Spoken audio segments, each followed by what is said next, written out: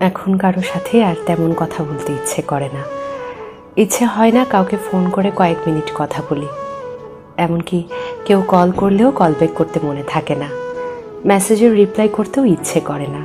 যাদের সঙ্গে কথা না বললেই নয়, তাদের সঙ্গেও দু একটু কথা বললেও সব বিষয় নিয়ে কথা বলতে ইচ্ছে হয় না। মন খারাপ, সমস্যা কোনোটাই কাউকে বলতে ভালো লাগে না। এসবের জন্যে আমি দুঃখিত। শুধু ভালো লাগে সারাদিন নিজের মতন থাকতে। ব্যস্ত থাকি বা না থাকি, তবু নিজের সঙ্গটাই মাত্রাতিরিক্ত প্রিয় হয়ে উঠেছে।